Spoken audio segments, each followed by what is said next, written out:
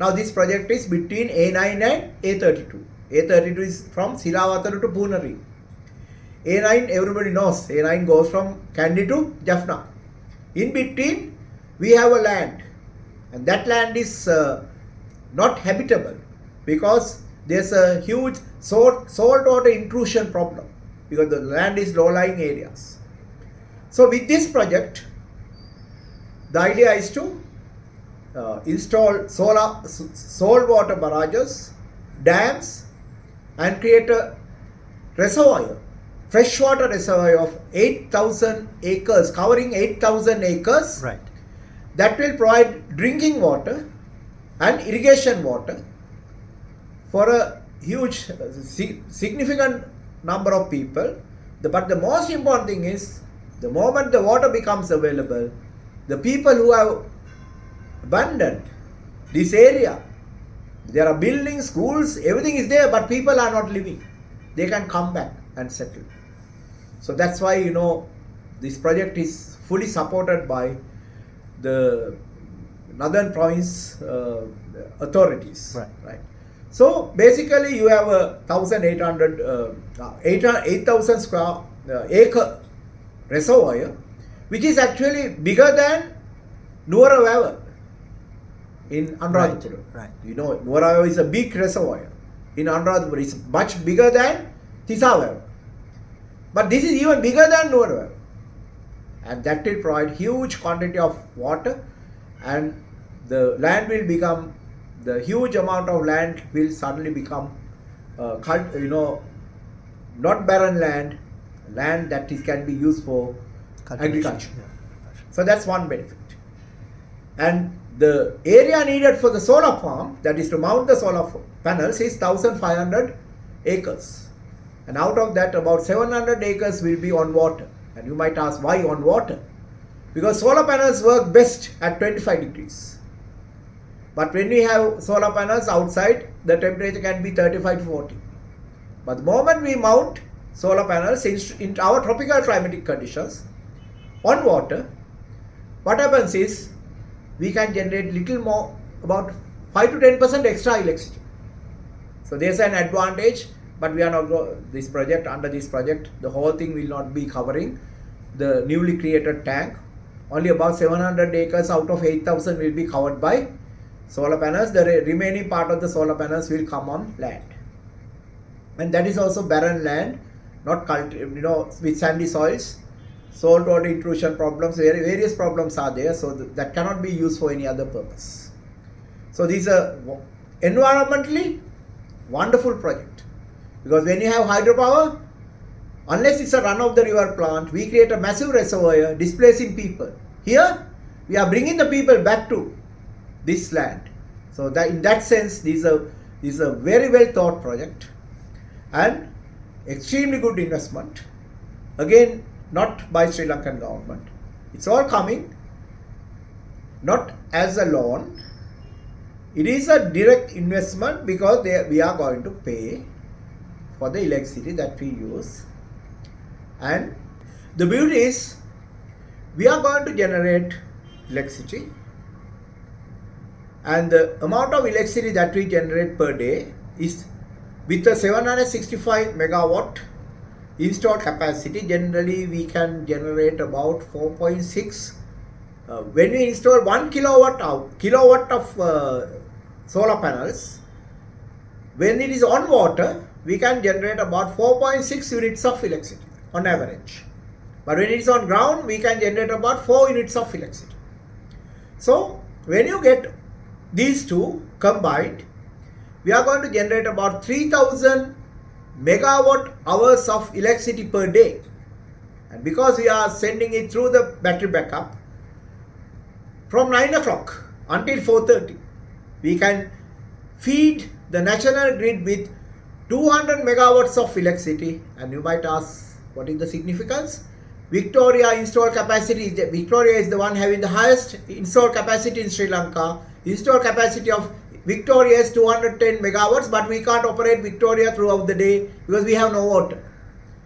We don't have enough water. If we generate within few days, Victoria will be empty. But then we can't support agriculture.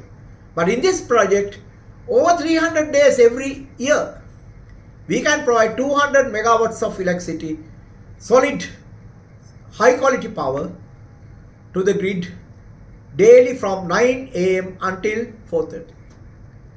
And because we have a battery storage, that is 1500 megawatt hours, then we have another 1500 megawatt hours stored in the battery, and that 1500 megawatt hours can now feed the national grid during the peak hours, and the rate is 300 megawatt hours. So we are getting 300 megawatts of electricity during peak hour, and that can be directly used to fulfill the needs of the people without using diesel. So diesel can come at 100, or it can go up to 150 rupees a unit. This power comes at 50 rupees. So there's a huge saving. With that saving, there's a possibility of reducing the electricity bill of the low income users who are using less than 60 by about 5 to 6 rupees. But that is a policy decision of the CEP, but we are talking only about the possibilities.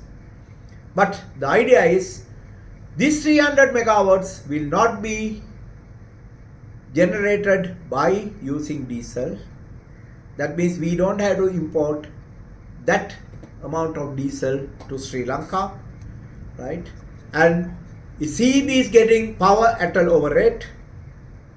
So this will be a wonderful project, and the biggest advantage is the project duration is 2 years, but 6 months of starting the project, we can start adding solar panels with 50 megawatt brackets. So 50 this month, 50 next month, 50 the following month, because 765 can be added in stages. So if you go for a coal power plant, 765 megawatts, we have to wait 4 to 5 years to complete the plant. But here, within 6 months of starting the project, we can add solar power to the system. But this is not low quality solar power, this is high quality solar power. So that's the very significant advantage of this particular FDI, foreign direct investment from Australia, with United Solar of Australia. Thank you, sir, for all the information and the insights you have provided. In conclusion, what are your thoughts about this project in general and the impact that can have upon Sri Lanka? Yes. Now, when you are looking at a FDI, we are having Board of Investment. There are so many other institutions that are promoting FDI. So, what are the advantages of a FDI? Now, in this particular project, out of $1,700 million or 550